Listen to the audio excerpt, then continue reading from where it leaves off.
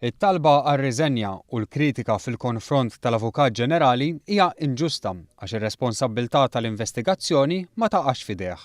Dan kliem il-President tal-Kamra tal-Avukati George Hisler li spjega kif qatt fl-istorja ta' Malta l-Avukat Ġenerali m'għamel investigazzjoni hu.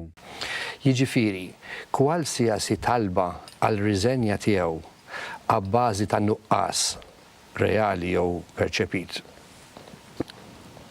ta' investigazzjoni naħseb li hija daqsxejn misplaced u forsi hija daqsxejn unfair fuqu.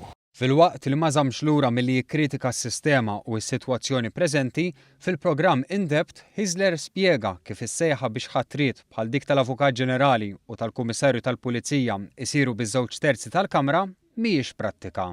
Jiena nibża li two-thirds majority fin-nomina ta' karigi li huma ta' natura eżekuttiva, mhux ta' natura ġudizzjarja, jista' jkun tikkrea iżjed problemi. L-opinjoni ta' Hisler bħal dik tal-imħallef emeritu Giovanni Bonello u d-dekan tal-Fakultà tal-Liġi Kevin Aquilina tmur kontra dak li qed jipproponu l-Partit Nazzjonalista u l-hekk imsejħa soċjetà ċivili. Hisler qal li dawn huma nomini li jsiru mill-politiċi u li jista' jsir u li jkun hemm titjib fil-mod ta' kif jinħattru. Qal li min ikun għandu jiġi nominat mill-Ministru wara proċess ta' verifika minn entità indipendenti u b'konsultazzjoni mal-Oppożizzjoni. Sistema li f'ċertu aspetti hija simili għal dak li qed isir fil-ħatriet tal-ġudikanti fir-riforma li beda Gvern Laburista.